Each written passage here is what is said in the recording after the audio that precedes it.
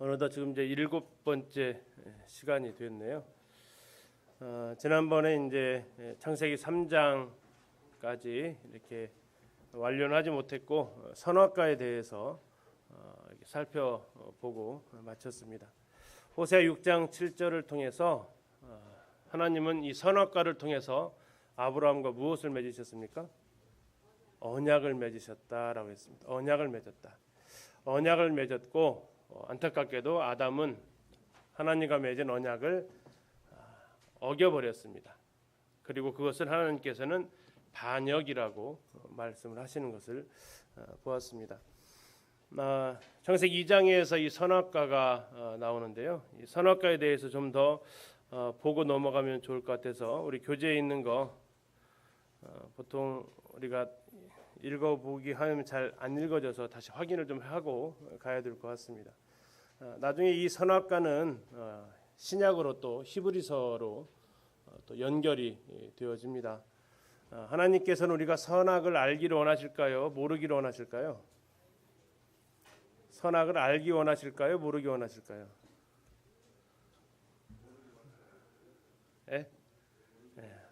하나님은 선악을 알기를 원하신다고 히브리서에서 말씀하고 있습니다.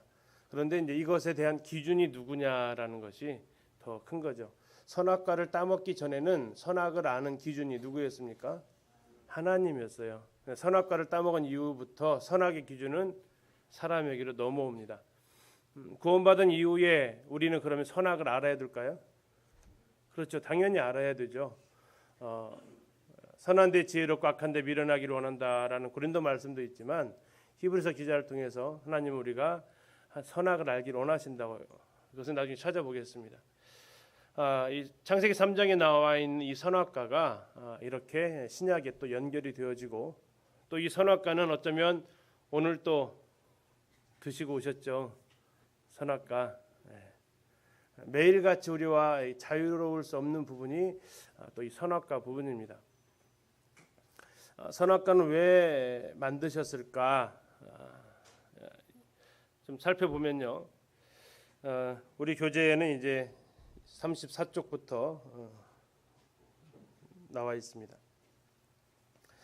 선악과 왜 만들으셨을까? 제일 첫 번째 중요한 이유는 하나님과 인간과의 그 관계를 맺어주기 위한 부분이었다라고 이 언약이라고 말씀을 드렸습니다. 그래서 하나님께서는 이 세상의 창조주이심을 이 선악과를 통해서 아담에게 가르쳐 주고자 하셨습니다. 그래서 그것을 가장 잘 보이는 에덴 동산에 어디에다가 놓으셨어요? 중앙에 놓으셨습니다. 어디서나 지나치면서도 나는 하나님이 형상대로 창조된 정말 위대한 창조물이지만 내 위에 누가 계시다고요? 하나님이 계시고 그 하나님이 나를 지으셨고 그 하나님이 이 모든 것을 나에게 맡겨주셨고 하나님이 곧 주인이심을 그가 알기를 원하셨습니다. 자기는 만물의 통치자로 살아가게 되었지만 그러나 그조차도 하나님 앞에서는 누구예요? 피조물이라는 사실을 그는 분명히 알아야 했고 이것을 거절했기 때문에 하나님께서는 반역했다라고 말씀을 하고 계시죠. 두 번째 이 선악과를 차용증서라고 이렇게 비유를 또 하기도 합니다. 차용증서 써보셨나요? 안 쓰시는 게 좋죠, 그죠? 받아보시긴 했나요? 안 받아보는 게 좋기도 하고요. 이 차용증서는 뭡니까? 빌려줄 때 쓰는 거죠. 지금 이것을 가져가서 사용을 하기는 하지만 나중에 이것은 반드시 어떻게 해야 됩니까? 갚아야 될 거라는 거죠. 그래서 돈 빌려주고 거기에 대해서 은행에서 서류 꾸미는 거에 대해서 은행을 향해서 넘어온다라고 말할 사람이 단 한 명도 없을 겁니다. 당연히 거기에 대해서 대출 계약서를 쓰는 것을 어려워하지 않죠. 하나님께서 사람에게 이 모든 통치권을 주시면서 그러나 너는 기억을 해야 된다. 너는 내 권위 아래 있다. 예전에 조선시대의 영의정을 가리켜서 만인지상 일인지하라고 이렇게 표현을 했다고 합니다. 모든 사람의 위에 있지만 그러나 한 사람 누구 밑에 있어요? 임금의 밑에 있다라고 이렇게 표현을 했다고 하는데 바로 이 아담에게 있어서 네가 모든 것의 주인의 역할을 네가 감당하지만 그러나 너는 반드시 알아야 될 것은 너는 하나님의 내 권위 아래 있다라는 것을 기억하라는 의미가 되겠습니다. 세 번째 이 선악과는 영광의 면류관입니다. 다시 말하면 우리가 이 선악과를 하나님께서 주셨다는 것은 나를 굉장히 대우하셨다라는 거예요. 자율적인 존재로 나를 굉장히 하나님께서 높이 인정하셨다라는 겁니다. 사람을 만물의 영장이라고 이렇게 높이는데 왜 그러냐면 이 사람만이 자율적인 순종을 할 수 있는 존재로 하나님께서 창조하셨다라는 거죠. 흔히 말하는 프로그래밍화 돼가지고 하나님 앞에 순종할 수밖에 없는 그런 인간이 아니라 자유의지를 주셔서 하나님께 그 자유의지로 하나님 앞에 순종할 수 있는 존재로 만드신 것이 바로 이 영광의 면류관인 선악과라는 것입니다. 이 선악과의 그러면 성격은 어떠한 것이냐? 첫 번째, 실행 불가능한 명령인가요? 도저히 지킬 수 없는 명령이었나요? 결코 그렇지 않습니다. 이것은 못 지키는 명령은 결코 아니었습니다. 만약에 바다 위를 걸으라겠다면 불가능하다고 했겠죠. 그러나 이것은 굉장히 우리가 지키기에 불가능한 영역은 결코 아니라는 거고요. 두 번째, 이 선악과는 한 번만 하면 끝나느냐, 일회성이냐, 이것도 아니라는 겁니다. 어떻게 해야 돼요? 그가 존재하는 한 평생 그가 지켜야 될 명령이었다는 거고요. 세 번째, 이 선악과는 그 자체가 이상한 열매냐? 그렇지 않다고 지난번에 말씀을 드렸습니다. 그것은 그 자체에 독이 있는 것이 아니라 하나님께서 그렇게 정하셨기 때문에 그에게 영향력을 줬고 바로 먹은 그것은 불순종이기 때문에 그가 하나님 앞에 심판을 받아야만 했습니다. 그래서 우리 주변에는 선악과가 많이 존재하는 거죠. 네 번째, 이것은 굉장히 고상한 주제, 굉장히 차원 높은 신앙이냐? 그렇지 않다라는 겁니다. 이것은 매우 일상적인 먹는 문제였다라는 거죠. 이것은 우리에게 오늘날에도 매일의 일상의 삶 속에서 우리는 선악과를 접하고 있다라는 것을 생각하게 합니다. 또 다섯 번째, 이 선악과는 늘 기억하고 있어야 되는 깜빡 잊고 어기면 곧바로 죽음과 연결되어지기 때문에 마치 우리가 운전을 할 때 중앙선을 생명선이라고 하죠. 이것을 침범하면 생명의 위협을 받게 되는 굉장히 중요한 선입니다. 그래서 운전자들은 정말 이 중앙선을 넘지 않는 것이 아주 중요한 것처럼 이 선악과는 한순간 잊어도 되는 상황이 아니라 늘 기억하고 있어야 될 하나님의 명령이었습니다. 여섯 번째, 이 선악과는 생명이 걸린 문제였습니다. 아담은 먹을 때마다 기억할 수 있었습니다. 무엇을요?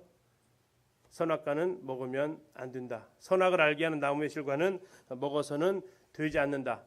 하나님은 하루에 3번씩 기억하라고 이 선악과에 대한 명령을 1년에 한 번 정도 할 수 있는 그런 행사로 두지 않고 늘상 아니 하루에도 정기적으로 규칙적으로 해야 되는 이 먹는 것에 관련된 문제를 가지고 이것을 기억하기를 원하셨다는 겁니다.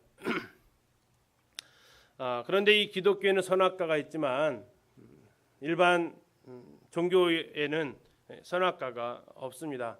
다시 말하면 일반 종교는 우상의 특징이 뭡니까? 우상이 뭐예요? 누구를 위한 거예요? 나를 위한 게 우상입니다. 뭐 절에 가서 이렇게 불공을 드린다고 하지만 부처를 위해서 불공 드리는 사람이 없어요. 다 누구를 위해서요? 나를 위해서 하는 거죠. 종교 생활이라는 것 자체가 그 신을 섬기기 위한 목적이 아니고 내가 잘 되기 위한 목적으로 합니다.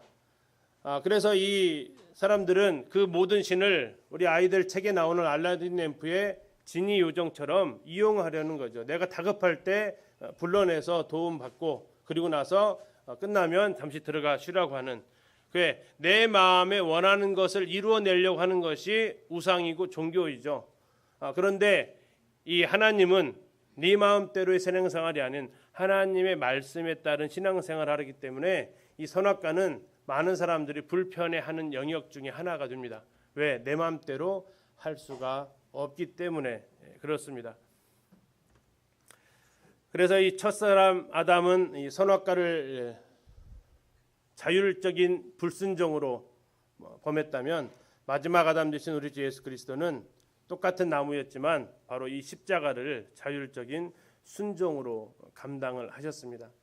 자, 이 말씀이 로마서 5장에 나오고 있죠. 한 사람으로 말미암아 죄가 세상에 들어오고 또 한 사람으로 말미암아 이제 우리가 의롭다 하심을 받았다라고 말씀을 하고 있습니다. 똑같은 자유의지의 순간에 그는 자유의지를 발동해서 불순종을 택했고 아담은 우리 주 예수 그리스도는 요한복음 10장에서도 내가 목숨을 어떻게 버리신다고 했어요? 스스로 버린다라고 하셨습니다. 스스로 버린다. 누가 나에게서 이걸 빼앗는 것이 아니고 내가 스스로 버린다라고 예수님께서 직접 말씀을 하셨습니다. 그분에게 가지고 있었던 자유의지를 가지고 그분은 십자가를 지셨습니다. 결국 선악과의 결론은 순종이었습니다. 하나님의 언약이었습니다. 언약을 지키는 표현이 순종으로 나타나는 것이 선악과였는데 아담은 여기에 대해서 하나님 앞에 반역을 언약을 파기하는 반역을 한 것을 우리는 볼 수 있습니다. 자, 이것을 바탕으로 이제 3장에서 이 선악과를 따먹은 인간의 모습이 등장하게 되는데요. 인간의 죄와 저 사탄 루시퍼의 죄의 가장 큰 차이점이 있다라고 한다면 인간은 속아 넘어갔고요. 속아서 따먹은 결과를 가져왔고 저 사탄은 의도적 스스로 누구에게 미혹된 것이 아니라 스스로 이사야서 14장에서 내가 일이라는 내가 하리라라는 표현이 5번에 걸쳐서 나오는데 자기가 이렇게 선택해서 했기 때문에 그에게는 회개할 기회조차가 주어지지 않았다고 이렇게 이야기를 합니다. 인간이 창조되기 전에 보편적으로 이 천사가 창조되었고 인간이 창조되기 전에 아마 이 천사의 반란이 있었던 것을 보편적으로 이야기를 합니다. 그리고 그 영향으로 그 결과로 뱀이 이 에덴 동산에 있었던 사람을 유혹하고 속여서 죄를 짓게 하는 것이 창세기 3장에서 잘 아시는 내용으로 이렇게 나와 있습니다. 창세기 3장 굉장히 중요한 건데요. 왜 중요할까요? 창세기 3장을 통해서 뭘 알 수 있죠? 죄가 뭔지를 알 수 있습니다. 죄가 뭔지. 또 뭘 알 수 있어요? 창세기 3장에서 왜 사람들이 그렇게 고통을 당해야 하는지 그 이유를 얘기해 주고 있는 게 또 창세기 3장이에요. 또 창세기 3장을 통해서 이 사탄의 정체가 무엇인지, 사탄은 지금도 오늘 또 어떻게 우리를 공격하고 있는지, 사탄은 우리를 어떻게 유혹하고 있는지, 또 우리가 죄를 지으면 어떤 반응을 보이는지, 이런 것들이 아주 가득하게 들어가 있는 것이 창세기 3장이 되겠습니다. 더 나아가서 예수 그리스도를 앞으로 보내실 것에 대해서 처음으로 계시가 주어지는 것도 이 창세기 3장입니다. 이 3장에 나와 있는 여러 가지 표현을 좀 더 세부적으로 좀 보면요. 뱀이 나옵니다. 창세기 3장에서 잘 아시는 대로 뱀은 여호와 하나님이 지으신 들짐승 중에 가장 간교하다라고 이렇게 얘기하고 있습니다. 근데 이 뱀을 요한계시록 12장 9절에서 뭐라고 말하고 있습니까? 옛 뱀 곧 뭐라고요? 마귀라고 합니다. 마귀. 그리고 그는 큰 용이라고 이렇게 불립니다. 큰 용이 곧 옛 뱀이고 옛 뱀이 곧 마귀입니다. 또 이 마귀를 다른 말로 뭐라고 부릅니까? 사단이라고 부르기도 합니다. 사단. 그의 특성은 뭐냐면 온 천하를 꿰는 자, 유혹해서 사람들을 죄를 짓게 하는 자라고 계시록에서 말씀을 하고 있습니다. 창세기 3장에 등장했던 이 뱀에 대해서 추정적인 설명을 어디서 해주고 있어요? 계시록에 가서 해주고 있는 거죠. 이 창세기와 계시록은 굉장히 연관성이 그래서 많이 있습니다. 이 뱀은 이 사탄, 이 마귀는 어떻게 창조되었느냐? 우리 이제 지난 세미나 때 교사 세미나 때 이것을 많이 배웠습니다. 에스겔에서 그가 모든 창조물 중에서 아주 으뜸으로 하나님께서 창조하셨는데 온갖 가장 아름다운 것을 그에게 주셨으면 그는 뭐를 해야 된다고요? 감사를 해야 됩니다.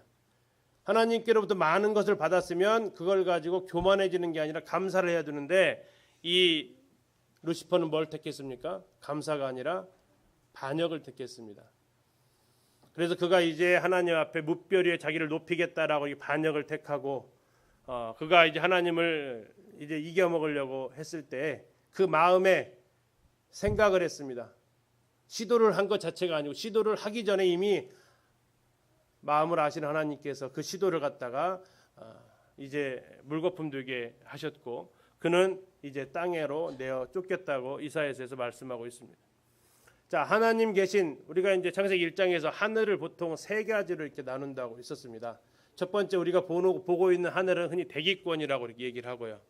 두 번째 하늘이 이제 아마 이 사탄들의 통치 공간인 공중이라고 이렇게 표현할 수 있겠고, 셋째 하늘이 바울의 표현을 들면 그것은 하나님이 계신 그곳으로 표현할 수 있다면, 그 하나님이 계시던 그 하늘에서 쫓겨난 이들이 어디로 옵니까? 두 번째 하늘로 내려와서 거기에서 그들이 지금 공중의 권세 잡은 자로 통치하고 있습니다. 계시록 12장에서 그들이 다시 한번 내어 쫓깁니다. 어디로 내어 쫓겨요? 이 땅으로, 지상으로 또 한번 내어 쫓깁니다. 아직까지는 여전히 공중의 권세 잡은 가운데 그가 있으면서 고린도후서 4장 4절에 있는 것처럼 사람들의 마음을 미혹하게 해가지고 사람들이 예수 그리스도를 믿지 못하도록 온갖 방해 공작을 하고 있고, 베드로전서에서는 우는 사자같이 두루다니면서 삼킬 자를 찾고 있는 게 바로 사탄입니다. 우리가 복음 전할 때 어려운 것이 바로 이 사탄의 이 공격, 방해 때문에 어려운 거죠. 그러나 하나님 말씀의 계시록에서 그의 운명이 결정이 되어지는데, 그는 이제 천사들에 의해서 잡히게 될 것이고 1000년간 무적행이 갇혀 있을 것이고, 잠깐 놓였다가 다시 이제 하나님의 최종 심판을 받고 그는 지옥에서 영원히 하나님의 심판을 받게 될 것입니다. 자, 이제 이 뱀이 어떻게 여자를 공격했는지를 보면 오늘날 동일한 방법으로 우리를 공격하고 있습니다. 자, 세 가지를 걸쳐서 그는 공격을 하는데요. 첫 번째는 하나님의 말씀에 대한 공격입니다. 하나님이 참으로 이렇게 말씀하십니다. 하나님이 참으로 너희더러 이렇게 얘기하십니다. 자, 참으로라는 단어를 넣었다는 얘기는 무엇을 지금 유발시키려고 하는 거예요? 의심을 갖게 하려는 겁니다. 참으로 그러냐? 한 3번만 참으로 옆 사람한테 한번 물어보면 대답이 어때요? 진짜 그런가? 이게 의심하게 돼요. 나 사랑해? 진짜 사랑해? 진짜 사랑하는 거야? 이렇게 물어보면 이제 대답이 굉장히 좀 난감해질 때가 있죠. 이 사탄이 계속해서 하나님 말씀에 대해서 의심하게, 참으로 그랬냐? 참으로 그랬냐? 이렇게 던지면서 말씀을 의심하게 합니다. 두 번째는 이것에 대해서 걸려 넘어오니까 두 번째 단계는 하나님의 심판에 대해서 의심하게 합니다. 너희가 결코 죽지 아니하리라. 하나님은 뭐라고 선언하셨습니까? 정령 죽으리라, 반드시 죽으리라 했는데 아주 대놓고 이제 반박을 합니다. 결코 죽지 않는다. 자, 이 사탄은 히브리서 9장 27절에 한 번 죽는 것은 사람에게 정하신 것이요 그 후에는 뭐가 있습니까? 심판이 있다고 했어요. 하나님은 분명히 선언했어요. 죽은 다음에 심판이 있다. 영혼의 심판이 있다. 그런데 사탄은 어떻게 합니까? 요즘 사람들은 죽으면 끝이야. 어디 가봤어? 죽어봤어? 하면서 죽음 다음의 세상에 대해서 생각하지 않으려고 합니다. 이것이 또한 사탄의 바로 공격 방법이죠. 세 번째는 왜 하나님이 너희들을 못 먹겠는 줄 알아? 그건 하나님이 선악을 알 줄 아시기 때문에 그래. 하나님은 너희들이 선악을 알기를 원하지 않으셔라는 겁니다. 하나님은 너희들이 선악을 알기를 원하시지 않아. 그런데 그렇지 않다고요. 히브리서 5장 14절을 찾아서 잠깐 한번 확인하시겠습니다. 이 선악과가 히브리서 5장 14절 연결이 되기 때문에요. 같이 한번 보시겠습니다. 히브리서 5장 14절입니다.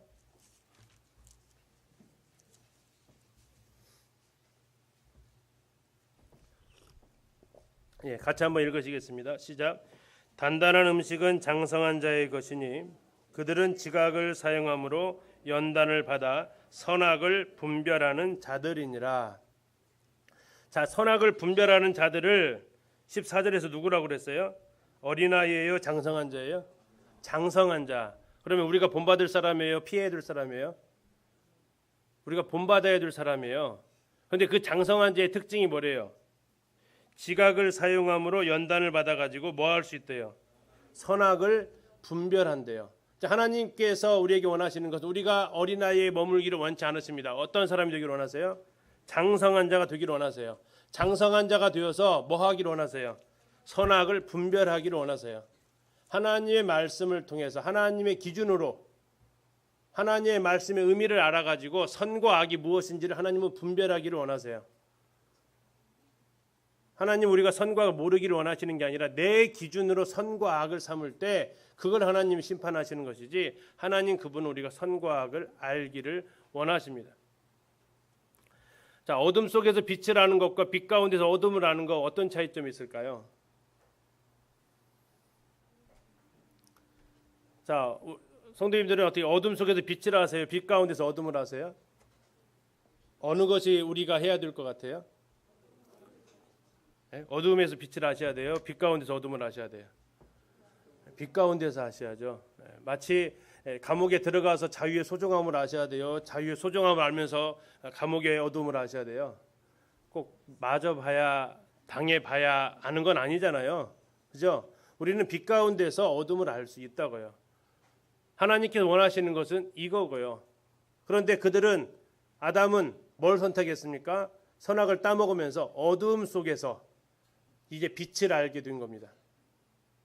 빛 가운데서 어둠을 아는 것이 하나님의 뜻이었는데, 그는 선악을 알긴 알았는데 어둠으로 들어가서 빛의 그것을 알게 됩니다. 이것이 이제 인간의 불행이 되었죠. 이제 여인에게 나타난 사탄은 여자가 이 열매를 보았을 때 세 가지를 느끼게 합니다. 창세기 3장에서 어떻다고 하죠? 여자가 이 열매를 보니까 먹음직도 하고 보암직도 하고 지혜롭게 할 만큼 탐스럽기도 한 나무였다라고 합니다.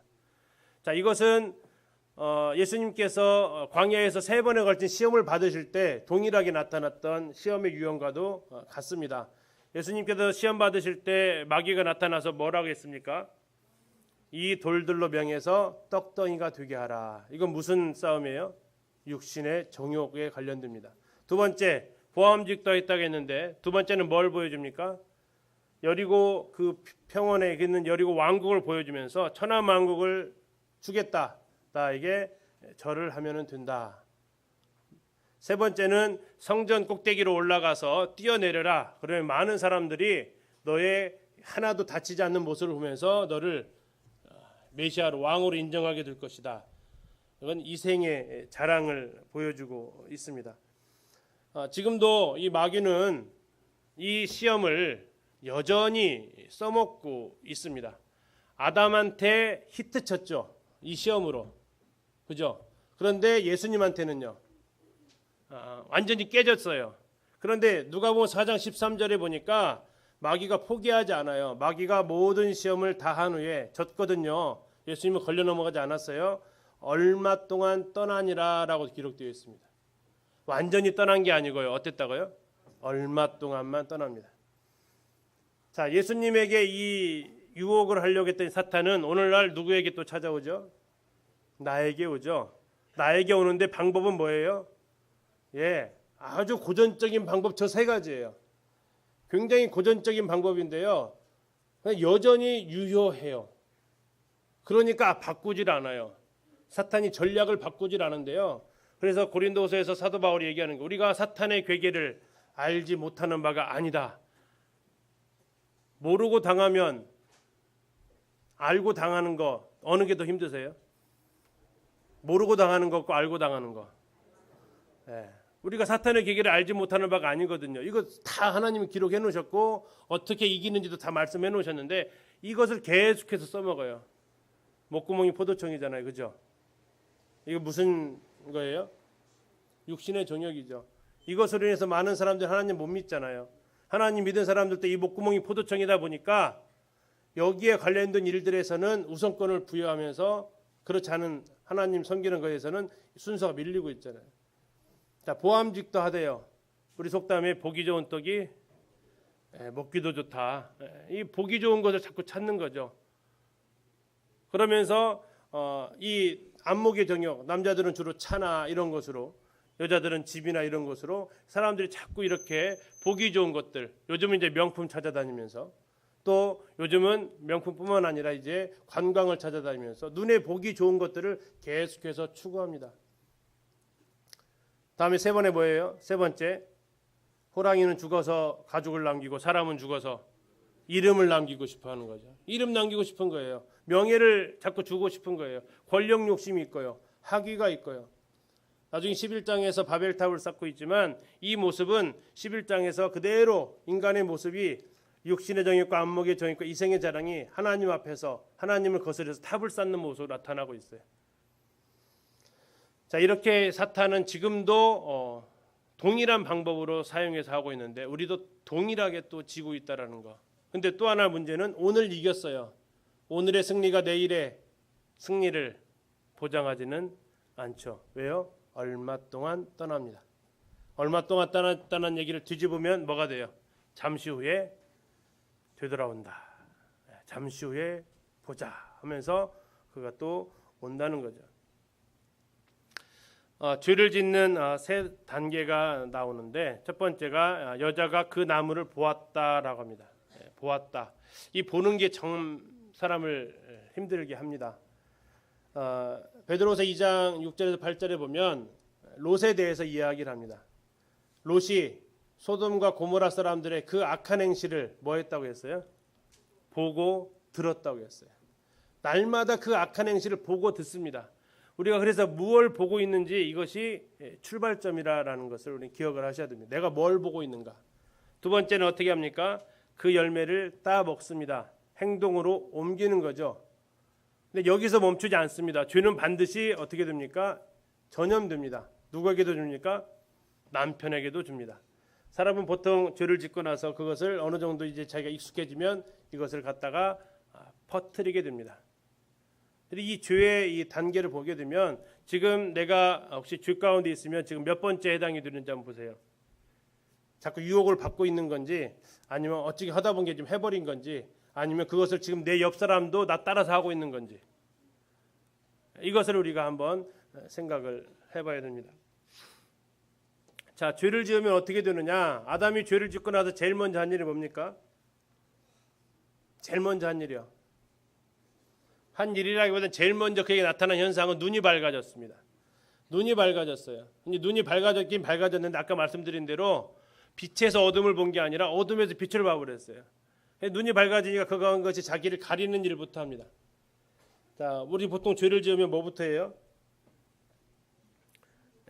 숨기부터 하죠. 될 수 있으면 어떻게 이것을 사람들한테 알리지 모르게 할까부터 궁리를 합니다. 그리고 나서 이제 그들은 하나님 앞에 두려움 가운데 서게 되고 하나님께서 물어보셨을 때 뭐라고 합니까? 잘못했습니다라고 말하지 않고 뭐예요? 핑계대죠. 누구 때문이래요? 누구 때문에 그랬대요?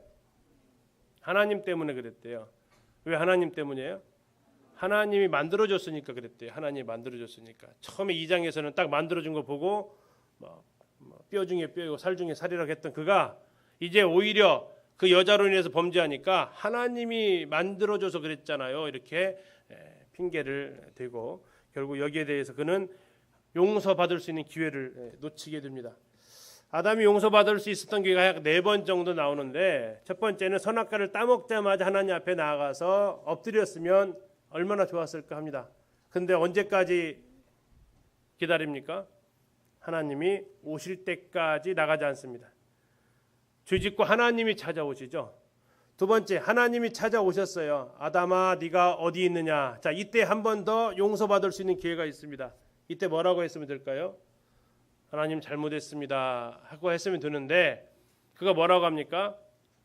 내가 벌거벗었으므로 두려워해서 숨어 있습니다 라고 합니다. 자, 네가 어디 있느냐 이게 물으실 때 그가 용서를 구할 수 있는 기회가 주었지만 그는 그것도 거절하고 네가 먹었냐 했을 때도 역시 하나님께 두 번째는 그 여자에게 책임을 전가하면서 그는 이제 하나님 앞에 벌을 받게 되는 과정에 들어가게 됩니다. 자, 두 번째 여자 어찌하여 이렇게 하였느냐 이 말 뜻은 뭐예요? 지금 하와 남편 아담이 했던 말을 기억을 하셔야 돼요. 아담이 뭐라고 했죠? 우리 창세기 3장에서 잠시 한번 확인하고 가겠습니다. 그래야 이 질문에 대한 의도를 알 수가 있습니다. 창세기 3장 아담이 했던 말을 잠시 보겠습니다. 12절 보겠습니다. 창세기 3장 12절 아담이 이르되 하나님이 주셔서 나와 함께 있게 하신 여자 그가 그 나무 열매를 내게 주므로 내가 먹었나이다.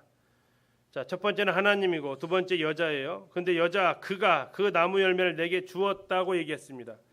그러자 13절에서 하나님께서 이렇게 하십니다. 여호와 하나님이 여자에게 이르시되 네가 어찌하여 이렇게 하였느냐. 자, 어찌하여 이렇게 하였느냐. 이렇게가 뭘까? 이렇게가 1번 따먹었느냐 아니면 2번 남편한테 주었느냐. 그렇죠. 지금 아담이 말했던 것을 그대로 받아서 왜 이렇게 했느냐 물었다는 얘기는 따먹었냐로 물은 것이 아니라 아담이 했던 여자가 나한테 줌으로 먹었습니다. 그러면 왜 이렇게 했냐라는 얘기는 뭐예요? 왜 그걸 남자에게 주었느냐라는 거예요. 근데 이 여자는 이 질문의 의도를 파악하지 못합니다. 그가 뭐라고 대답을 합니까? 여자가 이르되 13절 그러죠. 여자가 이르되 뱀이 나를 꿰물어 내가 먹었나이다. 지금 이 여자가 대답한 것은 먹은 행위에 대한 변명이에요. 하나님이 물으신 것은요.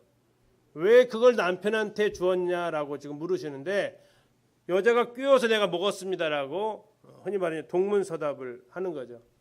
창세기 2장에서 여자를 지을 때 돕는 배필로 지어졌다고 말씀하고 있습니다. 남자를 주관하는 것을 허락지 않으신 건데 이 여자는 이 선악을 알게 하는 나무의 실과를 주면서 남편을 주관하는 역할을 하게 되고 그것으로 인해서 남자가 이것을 받아 먹으면서 이 인류의 죄가 시작이 되었을 때 하나님 여자에게 물으신 거죠. 어찌하여 이렇게 남자를 주관하는 행위를 했느냐.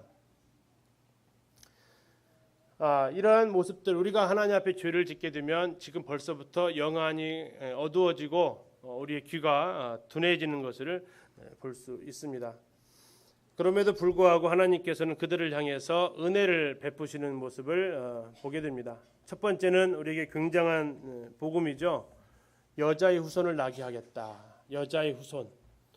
그리고 그 여자의 후손은 뭐를 하실 거래요? 창세기 3장 15절에서 내 머리, 뱀의 머리를 상하게 할 것이다. 뱀의 머리는 아까 뱀이 누구였어요? 사탄의 머리, 마귀의 머리, 옛 뱀의 머리를 상하게 할 것이고 그 뱀은 뭐 할 거고요? 너는 그의 발꿈치를 상하게 할 것이다. 그러니까 여기도 지금 제대로 하려면 15절 다시 보세요. 여자의 후손은 내 머리를 상하게 할 것이요 너는 그의 발꿈치를 상하게 할 것이니라. 너라고 해야 돼요? 내 후손이라고 해야 돼요? 제대로 하려면 내 후손이 되어야 된단 말이에요. 그런데 내 후손이라고 하지 않으시고 뭐라고 했어요? 네가 그렇게 할 거다는 얘기예요. 네가 누구란 얘기예요? 사탄이라는 얘기예요. 예수 그리스도는 여자의 후손을 통해 나겠지만 이때 이 뱀은 죽었어요? 안 죽었어요? 그러면 안 죽었죠. 언제까지요? 계시록까지 안 죽. 아니 영원히 심판받을 때까지 안 죽어요. 사탄은. 그러면서 네가 그 예수 그리스도의 발꿈치를 상하게 할 것이다라고 예언을 하십니다. 이것은요 하나님께서 우리가 흔히 말하는 따먹을 줄 알았어요 몰랐어요가 아니라 더 정확하게 얘기한다면 하나님은 따먹더라도 뭘 가지고 계셨다고요? 대비책이 있으셨다고요. 대비책이 있었어요. 전에 우리 대통령 중에서 그 기호 나왔을 그 대통령 유세할 때 준비된 대통령이다라고 이렇게 외치셨던 분이 있어요. 제가 그 단어에 굉장히 감동을 받아서 투표를 했는데 준비되었다는 게 뭐예요? 어떠한 돌발 변수가 튀어나와도 거기에 대해서 뭐 할 수 있다는 얘기예요. 대비할 수 있다. 대책을 세울 수 있다는 얘기예요. 하나님은 인간이 어떻게 하나님의 구원의 역사를 망치더라도 하나님은 뭐 하실 수 있어요? 거기에 대해서 해결책을 제시해 줄 수 있어요. 지난번에 신동 화백 얘기 잠깐 드렸잖아요. 어떻게 낙서를 해놔도 그걸 가지고 하나님은 멋진 작품을 만들어낼 수 있는 분이시다. 두 번째는 가죽옷을 그들에게 지어 입히십니다. 그 전에 그들은 무엇으로 치마를 해 입었습니까? 무화과 나무 잎으로 치마를 해 입었죠. 잘 아시는 대로 해만 뜨면 이제 바스락거리는 바람 부르면 쓰러져 버리는 이것이 아니라 가죽옷을 지어 입어서 하시는 부분입니다. 가죽옷을 지어 입히기 위해서 동물의 희생이 치러져야 됐고 그러나 우리가 여기서 좀 더 초점을 좀 두었으면 하는 것은 이 옷이라는 개념이라고 하겠습니다. 이 옷이라는 개념이 나중에 로마서 갈라디아서로 가면서 우리가 누구의 옷을 입었다고요? 예수 그리스도의 옷으로 그리스도로 옷 입었다라고 얘기하고 있어요. 아담은 가죽 옷을 입었다면 우리는요 그리스도로 옷 입었다란 얘기예요. 아담이 자신의 부끄러움을 가죽으로 가렸다면, 가죽옷으로 가렸다면 우리는 우리의 죄를 뭘로 가린 거예요? 그리스도로 옷 입어서 그것을 가릴 수 있다란 얘기예요. 그래서 벌거벗지 않은 모습을 하나님 앞에 설 수 있게 되는 겁니다. 그리고 말씀하신 대로 생명나무 실과를 먹지 못하게 하셨습니다. 만약에 먹었다면 그들은 지금도 살아계셔서 무사람들의 원성을 받을 것입니다. 그러나 그들에게 하나님 은혜를 베푸셔서 그들로 먹지 못하게 하셨습니다. 이것은 그들에게 베푸신 은혜이죠. 이 가죽옷은 아까 말씀드렸는데 창세기에서 시작을 했지만 이것은 나중에 신약에서 그것이 무슨 의미인지를 다시 풀어주고 있는 중요한 의미를 가지고 있습니다. 아담 이후로 우리는 다 죄를 지었기 때문에 벗은 몸이죠. 그래서 부끄러움과 두려움 가운데에서 숨어서 지내야만 하는 인생이었지만 그것을 나름대로 무화과 나무 치마잎을 우리는 자꾸 만들어가고 있습니다. 무엇으로 만들어요? 때로는 내 학업으로, 때로는 내 권력으로, 때로는 내 돈으로 이것을 자꾸 내 것을 좀 가려보려고. 그러나 그것이 영원히 효과를 가져오지 못하기 때문에 하나님께서 예수님의 그 희생을 통해서, 예수님의 그 죽으심을 통해서 얻어진 그 가죽옷, 그리스도로 옷 입은 것을 우리에게 입혀주신, 그래서 우리가 바로 의의 옷을 입게 된, 아담의 가죽옷이라면 우리에게는 그리스도로 옷 입은 것이 우리에게 주어진 하나님의 커다란 은혜입니다. 죄를 지면 제일 먼저 나타나는 것은 부끄러움입니다. 아담과 하와가 선악과를 따먹은 뒤에 스스로 벌거벗은 것을 알고 무화과 나무 잎을 엮어서 치마로 몸을 가렸고요. 그들은 선악과를 따먹기 전에도 2장 마지막 절을 보니까 뭐 하고 있었다고 그랬어요? 벌거벗었다고 얘기하고 있어요.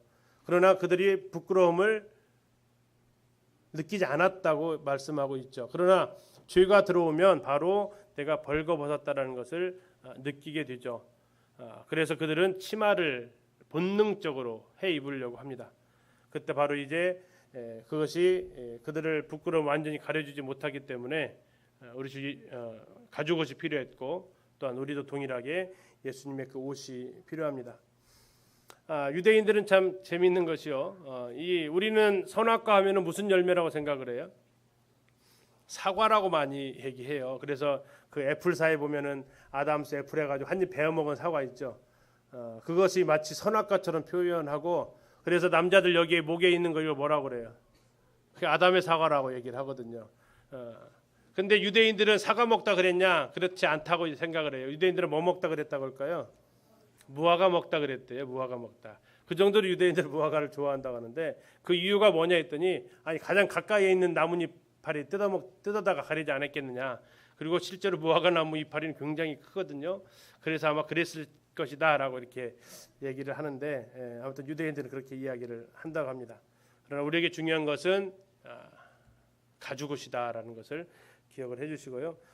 실제로 그 아브라함이 살던 지역이었던 우르 지역에서 양털로 이렇게 치마를 해 입은 모습을 발견이 됐습니다. 저희가 이번에 이제 그 이스탄불 고고학 박물관 가서 거기에 윤물로 전시된 것을 찍어온 사진인데요.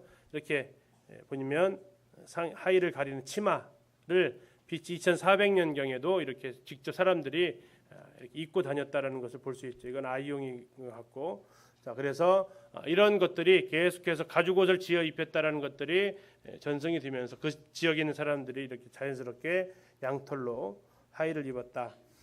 그래서 많은 성경학자들이 이 가죽옷의 재료가 어떤 동물이겠느냐 했을 때는 아마도 양이 아니겠냐 이렇게 얘기를 하고 있기도 하죠.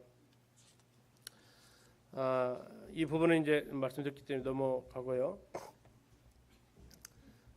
창세기와 요한계시록을 좀 비교를 해보면 창세기는 태초에 하나님이 천지를 창조하셨다라고 얘기합니다. 근데 계시록에 가니까 처음 하늘과 처음 땅은 없어졌다. 그리고 새 하늘과 새 땅을 다시 지으신다. 자, 창세기에서 이 예수님께서는 7일째 되는 날 뭐 하셔요? 안식하셨다라고죠. 그러나 이 계시록에서는 우리가 이제 영원한 안식으로 들어가게 됩니다. 그들은 죄를 범하면서 낙원을 잃어버리게 됩니다. 그런데 우리는 영원한 낙원을 하나님께로부터 회복을 받습니다. 그래서 거기 보면 생명수가 흐르는 표현들이 나오고 있고, 다음에 12가지를 맺히는 열매에 나오는 나무가 등장하고 있죠. 창세기 1장에서는 남편과 아내 아담과 여자의 모습으로 나온다면, 계시록에서는 어린 양 되신 남편과 신부된 교회로 표현되고 있고요. 창세기 3장에서 사탄의 승리로 끝나지만 창세기 20장에서는 사탄의 패배로 끝나게 됩니다. 창세기 3장에서는 죄로 인해서 인간들이 심판을 선고를 받습니다. 그리고 그러나 계시록에서는 이제 이 심판의 마귀에게 심판이 선언이 된다면, 이 계시록에서는 이 심판이 직접 실행이 되어지는, 그래서 계시록에서 20장에서 거짓 선지자들과 그 짐승이 함께 불못에 던져지는 심판을 직접 실행을 합니다. 창세기 3장 15절에서 뱀에게 심판을 예언이 됐다면, 그다음에 저주가 선언되었다면 이 저주가 우리에게서 완전히 옮겨지게 되고요. 죽음이 모든 사람을 삼켰다고 하는데 천국에서는 다시는 죽음이 없습니다. 생명나무 실과를 못 먹었잖아요, 아담과 하와가. 그러나 계시록 2장에서부터 나오는 것은 생명나무 실과가 우리에게 주어진다는 것이고요. 죄를 지어서 그들은 에덴 동산에서 쫓겨나면서 땅에 유리하게 되었지만, 이제 우리는 땅이 아닌 하늘나라의 상속자가 되어진, 마지막 창세기 석장하고 마지막 계시록 석장이 서로 이렇게 상호 매치되어지면서 성경을 기록을 할 때 하나님께서는 이 표현을 지난번에 이렇게 말씀드렸습니다. 예견된 종말. 하나님께서 이미 건물을 완성하실 때 10층짜리면 10층짜리 건물에 대한 전체적인 디자인을 가지고 설계를 해서 건물을 짓듯이, 하나님께서는 생각도 못한 인간이 죄를 졌네, 이런 것이 아니고 하나님은 그 전체적인 그림을 다 가지고 계셨기 때문에 창세기를 기록하실 때 이미 계시록에 대한 그분은 그것까지 다 가지고 계셨다는 것을 우리는 알 수 있겠습니다. 자, 이제 창세기 4장으로 가면 가인과 아벨에 대한 이야기가 나옵니다. 가장 질문이 많은 곳 중에 하나예요. 창세기 4장에서 어떤 질문 혹시 받아보셨어요? 가인은 어디서 아내를 얻었느냐부터 시작해서, 또요? 예? 어떤 질문 받아보셨어요? 왜 아벨의 재산은 연락되고 가인의 재산은 연락되지 않았느냐, 이런 질문들 이렇게 볼 수 있는데요. 자, 창세기 4장 1절의 시작을 성경책을 가지고 계시면 잠깐 보시겠습니다. 아담이 그의 아내 하와와 동침함에 하와가 임신하여 가인을 낳고 이르되 내가 누구로 말미암아요? 여호와로 말미암아 등남하였다. 굉장히 믿음의 선언인 것 같기도 한데 오해를 좀 하셨어요. 무슨 오해를 하신 걸까요? 창세기 3장 15절을 누구한테 적용하신 거예요? 자기에게 적용을 하신 거예요. 여자의 후손으로 날 것이다 하면서 자기가 딱 낳는데 그게 누구예요? 아들을 딱 낳으니까 드디어 이루어졌구나, 예언이 참 빨리 이루어졌구나 했는데, 이 가인의 뜻이 어둠이라는 뜻이에요. 근데 그가 자라고 행하는 것을 보니까 둘째 아들의 이름 아벨의 뜻이 허무하다, 부질없다라는 뜻이에요. 이게 아니구나라는 것을 바로 알게 된 거죠. 아마 그들의 자녀들의 이름을 지으면서 하와의 마음이 표현되어진 것 같아요. 아마 첫째 아들을 낳았을 때 굉장히 흥분했을 거예요. 내가 이제 이 죄의 이 억압에서, 이 죄의 그 노예에서 해방될 수 있겠구나라고 생각해서 어둠, 이것을 지었는데 웬걸 하는 모습 보니까 자기랑 똑 닮은 행동을 하는 거죠. 그랬더니 허무하다 합니다. 자, 그리고 시간이 꽤 지납니다. 우리 여기서 놓쳐서는 안 되는 부분인데요. 2절에 보시면 그가 또 가인의 아벨을 낳았는데 아벨은 양치는 자이고 가인은 농사하는 자였더라. 3절 뭐라고 나와 있습니까? 세월이 지난 후. 세월이 지났다는 얘기는 시간이 꽤 흘러갔다라는 얘기가 됩니다. 얼마가 지나갔는지는 모르겠습니다. 그러나 어쨌든 아담이 130세에 셋을 낳았기 때문에 그 나이까지는 안 갔겠지만 그들했든 어쨌든 아들과 가인과 아벨이 자신들이 제사 드릴 정도로 성장했다라는 것을 알 수는 있습니다. 자, 가인의 직업은 뭐였다고요? 농사하는 자였고요. 아벨의 직업은요? 양치는 자. 자, 이번에 청년 그 MT 갔는데 그 조동현님 이런 얘기를 하시더라고요. 아벨은 예배자였다. 아벨은 예배자였다. 왜? 그가 직업이 뭐라고요?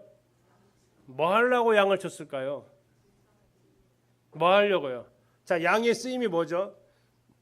오늘날 양의 쓰임은 자, 우유죠, 우유. 두 번째, 털이죠. 세 번째, 가죽이고 그 다음에 고기예요. 네 가지죠. 혹시 더 있나요? 양뿔도 있겠네요. 나팔 불 때. 자, 그런데 이때 시대에 이 시대에 창세기 4장에서의 양의 쓰임은 뭘까요? 그 아까 네 가지 중에서 옷 하나, 그죠? 옷 하나. 자, 이때 털옷이 필요했을까요? 아니요, 이때는 날씨가 굉장히 온화한 기후였습니다. 다시 말하면 자기를 가릴 옷 정도만 있으면 됐던 때예요. 그런데 양치는 자였대. 양치는 자. 그러면 옷을 가리려면 그 가족들 옷을 가리려면 이렇게 많이 필요했을까요? 그러지 않다라는 얘기죠. 그럼에도 그는 양치는 것을 자기의 업으로 삼았다는 얘기예요. 그러면서 얘기를 하시더라고요. 먹기 위해 한 것도 아니잖아요. 노아 홍수 이후에 먹을 수 있었으니까 결국 그는 하나님 앞에 제사 드리기 위해서 양을 키웠다라는 이야기를 들었습니다. 공감이 갔어요? 자, 그들이 이제 시간이 지난 후에 하나님 앞에 제사를 드렸는데, 자, 가인은 무엇으로 제사를 드렸습니까? 예, 땅의 소산으로. 3절에 가인은 땅의 소산으로 제물을 삼았고요. 아벨은 양의 첫 새끼와 기름으로 드렸다라고 얘기하고 있습니다. 자, 근데 땅에 문제점이 있다라는 것을 우리는 생각을 해야 됩니다. 땅. 자, 땅의 소산으로 드렸대요. 땅의 소산으로. 근데 창세기 3장에서 땅에 대해서 하나님께서 이렇게 얘기를 하십니다. 17절 보시면요. 창세기 3장 17절에 이렇게 얘기하십니다. 아담에게 이르시되 네가 네 아내의 말을 듣고 내가 내게 먹지 말라 한 나무의 열매를 먹었은즉, 같이 읽겠습니다. 시작. 땅은 너로 말미암아 저주를 받고. 자, 땅이 뭐 했다고요? 저주를 받았다고요. 누구 때문에요? 아담 때문에 땅이 저주를 받았대요. 근데 지금 가인은 4장에 가서 3절에서 가인은 무엇으로 제물을 삼았어요? 땅의 소산으로. 그러면 그 땅은 앞에다가 꾸며주는 말을 든다면 무슨 땅이에요? 저주받은 땅의 소산으로 그대로 하나님 앞에 드린 결과를 가져옵니다. 저주받은 땅의 소산으로 하나님 앞에 그대로 나간 거예요. 마치 손에 더러운 오물이 있는데 그 오물 묻은 손으로 드린 거랑 별반 차이가 없습니다. 그런데 아벨은 뭘로 드렸냐면 양의 첫 새끼와 기름으로 드렸다고요. 자, 이게 히브리서 11장 4절에서 여기에 대한 해석을 해줍니다. 우리 창세기에서 그냥 굉장히 많이 넘나들죠. 11장 4절에서 아벨의 제사에 대해서 뭐라고 얘기합니까? 뭘로 드렸대요? 아벨은 제사를 어떻게 드렸대요? 믿음으로 드렸대요. 믿음으로. 자, 믿음에는 반드시 선행되어져야 될 것이 두 가지가 있습니다. 믿음이 작동하기 위해서는 첫 번째, 믿음의 대상이 있어야 돼요. 두 번째는요, 믿음의 내용이 있어야 돼요. 뭘 믿었냐, 이거.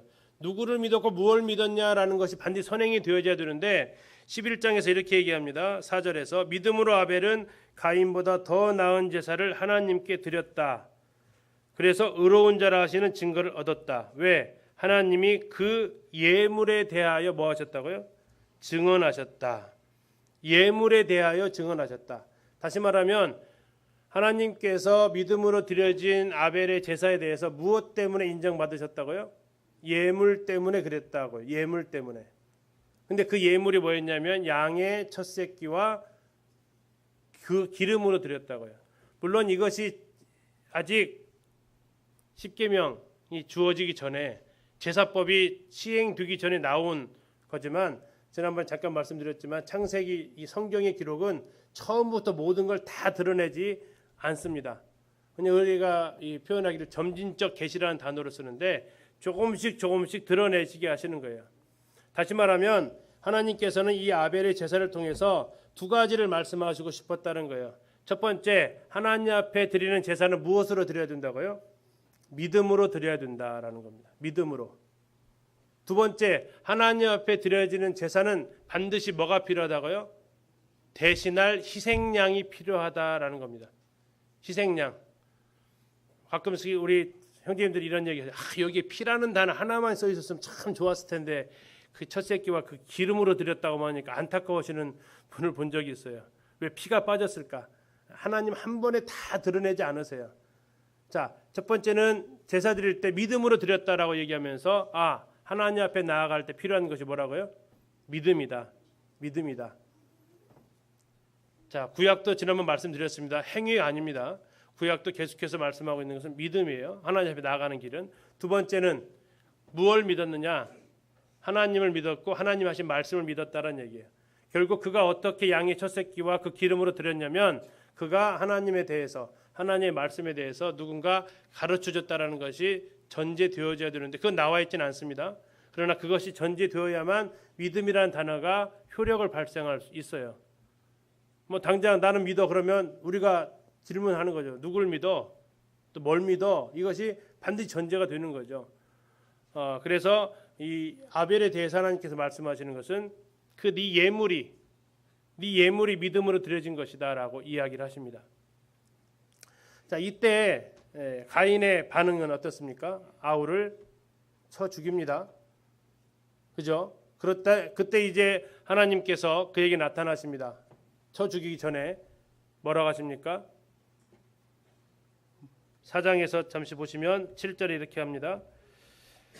6절에서 네가 분하여 하면 어찌 됨이며 안색이 변하면 어찌 됨이냐 네가 선을 행하면 어찌 낯을 들지 못하겠느냐 선을 행하지 아니하면 죄가 문에 엎드려 있느니라 죄가 너를 원하나 너는 죄를 다스려야 된다. 지금 하나님은 아담이 뭘 하려고 하는지 아시고 계세요. 가인이 뭘 앞으로 하려고 하는지를 아시고 계시고 그래서 하나님께서는 그에게 경고하시는 거예요. 너 그렇게 하면 안 되고 너는 죄를 다스려야 된다. 죄의 소원이 너에게 있지만 너는 그렇게 해서는 안 된다.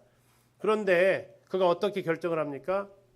결국 아벨을 죽이고 하나님께서 네 아우가 어디 있냐 했을 때 그가 뭐라고 합니까? 내가 아우를 지키는 자입니까? 하죠. 자, 그러면서 또 황당한 답변을 합니다. 하나님께서 이 가인의 죄에 대해서 책임을 물으시죠. 벌을 주세요. 무슨 벌을 주십니까? 12절 11절 땅이 그 입을 벌려 내 손에서부터 내 아우의 피를 받았은즉 같이 읽겠습니다. 시작. 네가 땅에서 저주를 받으리니. 자, 아까 아담하고 한번 비교해 보세요. 그때는 누가 저주 받았어요? 땅이 저주 받았어요. 누구 때문에? 아담 때문에. 자, 이 창세기 4장 11절은요. 누가 저주 받았어요? 가인이 저주를 받았어요. 어디서요? 땅에서. 다르죠? 자, 이렇게 하니까 가인의 반응이 어떻습니까? 13절 가인이 여호와께 아뢰되 내 죄벌이 지기가 너무 무겁습니다 라고 해요. 이게 이제 굉장히 사탄의 죄 지은 사람의 하나의 특징이기도 한데 죄를 지어서 벌을 받잖아요. 그러면 1번 내가 정말 잘못했네요. 2번 내가 지은 거에 대해서는 벌이 너무 센데요. 1번일까 2번일까요? 1번일까 2번일까요? 사람들이 보편적으로 2번을 택합니다. 이건 뭐 어디에서든 마찬가지예요. 축신을 하는데 이 축신하면서 귀신한테 이 부분을 가지고 이 창세기 4장을 가지고 한 적이 있었어요. 근데 그 귀신의 반응은 뭐였냐면 내가 지옥에 가는 것은 너무나 부당하다는 듯이 얘기를 했어요. 근데 그는 뭘 생각을 안 합니까? 내가 지은 죄가 얼마나 큰지에 대해서는 생각을 안 해요. 단순히 뭐만 생각해요? 내가 받을 벌만 생각해요. 이게 이 죄를 지은 사람들의 보편적인 반응 같아요. 하나님 앞에 이렇게 예를 들어 뭐 감옥 15년 했으면 내 죄가 이렇게 큰 거였나? 라고 반성을 하는 게 아니라 내가 왜 15년이나 살아야 돼? 나보다 더한 놈들이 얼마나 많은데 하면서 반발을 하더라고요. 이게 이제 참 안타까운 모습인데요. 자, 그러면서 하나님께서 가인한테 표를 하나 주십니다. 무슨 표를 주시죠? 그가 14절 이렇게 얘기합니다. 무릇 나를 만나는 자마다 나를 죽이겠나이다. 15절에서 그러니까 하나님께서 뭐 하세요? 가인을 죽이는 자는 벌을 7배나 받으리라. 이 판결에 대해서는 어떻게 생각하세요? 이 판결에 대해서는 어떻게 생각하세요? 예? 너무 관대하셨나요? 이건 어떻게 생각하세요? 잘하신 것 같아요. 좀 뭐 굳이 이렇게까지 할 필요가 있나 생각이 드세요? 예? 예. 우리가 그렇게 생각하는 이유가 뭐죠? 나는 가인 아니니까. 또 하나는요. 하나님 왜 이렇게 하셨을까요? 만약에 이것을 이 규정을 안 하셨으면, 너를 죽이는 자는 내가 벌 7배에 대해서 언급 안 하셨으면 어떤 일을 벌어질까요? 누군가 죽였겠죠. 그러면 누군가도 그도 누구의 길을 따라갔을까요? 가인의 길을 따라갔겠죠. 자, 신약 성경에서 이렇게 얘기합니다. 너희는 누구와 같이 하지 마라? 가인과 같이 하지 마라 라고 했어요. 그런데 가인에게 대해서 죽이면 7배를 줄 거야 이렇게 하셨어요. 누구를 위한 걸까요? 처음에는 이게 가인을 위한 것처럼 보이죠. 그죠? 근데요, 궁극적으로는요. 가인을 죽임으로써, 가인을 살해함으로써 범하게 될 그 또 다른 범죄를 막기 위한 하나님의 이것도 은혜입니다. 만약 이것에 대해서 벌 규정이 일어나지 않았다면 그 가족 가운데 또 흔히 아벨을 따르는 이쪽에 의해서 살인이 또 일어났을지 몰라요. 가인을 보호하기 위한 법처럼 보입니다. 당연하겠죠. 더 이상 자기를 죽일 사람이 없을 거 아니에요.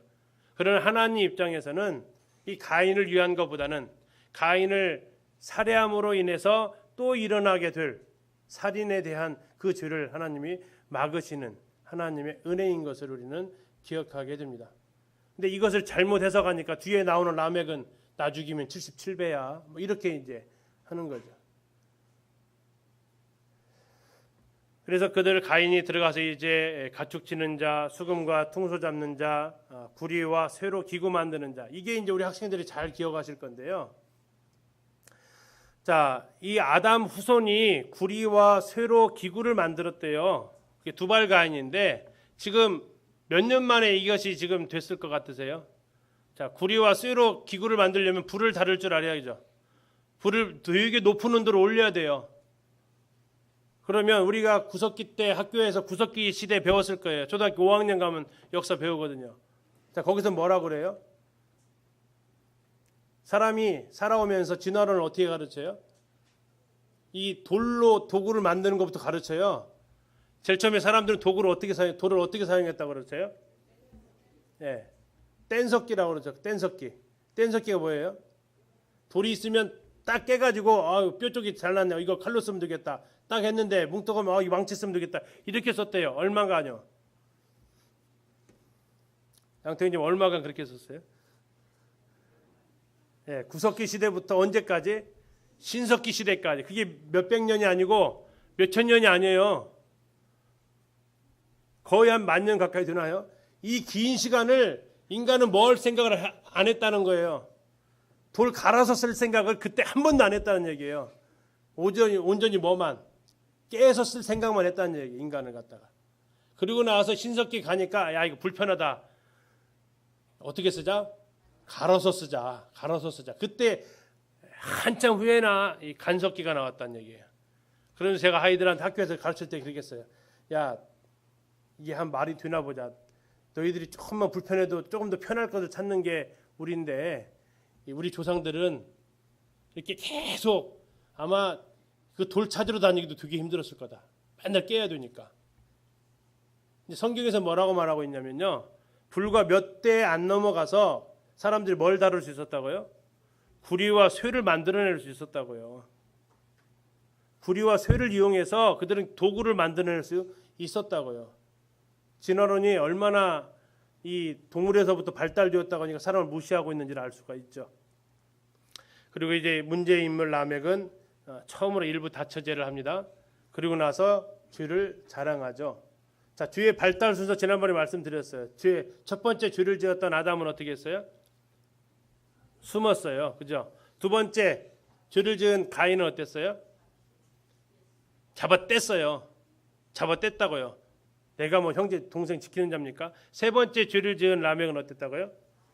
자랑하고 있어요. 자랑. 지금 지난주에 이 시청 앞에서 했었던 축제 기억나시죠? 저들이 처음에는 어떻게 했을 것 같아요? 죄를 아주 은밀하게 숨어서 했어요. 숨어서. 그 다음 단계는 그들이 어떻게 했을 것 같아요? 이제 좀 사람이 더 생기고 하니까 우리가 뭐 잘못했냐라고 이제 반박을 하기 시작했어요. 그 다음에 또 좀 더 늘어나니까 이제 어떻게 하고 있어요? 자랑하고 있잖아요. 대놓고. 이 죄의 모습은요, 그 창세기에서의 그 모습이나 지금이나 별반 다르지 않아요. 왜? 그것이 사탄의 뿌리를 가지고 있기 때문에.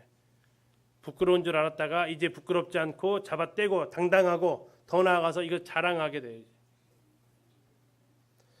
자, 그때 이제 하나님께서 은혜를 베푸셔서 가인의 자손이 아닌 셋의 자손을 주십니다. 자, 아벨 대신에 누구를 주셨어요? 셋을 주십니다. 이게 꼭 우리나라 한글하고 셋째랑 셋이랑 단어가 비슷해가지고 오해를 많이 하시죠. 이게 셋째가 아니라고요. 자, 이 셋을 몇 살에 낳았다고 5장에 나와 있어요? 130세에 낳았다고요. 자, 아담은 한 살이 몇 살이었을까요? 태어나자마자 한 살이었죠. 창조되었을 때 한 살이에요. 그죠? 그러면 그는 몇 살부터 아이를 낳을 수 있었어요? 한 살부터 아이를 낳을 수 있었어요. 그죠? 아주 독특한 상황이죠. 한 살부터 아이를 낳을 수 있었다고요. 자, 그러면서 첫 태어난 아이가 가인이고 그 다음에 아벨로 태어나요. 자, 우리가 생각할 것은 뭐예요? 그리고 나서 100여 년 흐를 동안 아기가 없었다? 그거 아니라는 얘기예요. 하나님께서 택하신 계보가 이 세 번째 아들이 셋이 아니고 셋이라는 이름을 가진 이 후손을 통해서 하나님 역사를 이루어 가신다는 얘기지 세 번째 아들이 개념이 결코 아니라는 겁니다. 그 안에 얼마나 많은 아이가 태어났을 것을 우리는 충분히 생각할 수 있습니다. 이 부분을 좀 이해해 주시고, 그래서 이 가인의 결혼한 여자가 누굴까요? 자매간이었겠죠. 친족이었겠죠. 이때는 친족 간의 결혼이 거의 어려움이 없었던 시대이기도 합니다. 언제까지 어려움이 없었냐면 모세 시대까지도 친족 간 결혼이 다 허용이 됐어요. 그리고 그 이후에 율법이 주어지면서 근친상간을 막았던 것을 우리는 기록을 통해서 알 수 있고요. 자, 이렇게 해서 이제 4장을 잠시 하고 10분간 쉬셨다가 뒷부분 이어서 하도록 하겠습니다.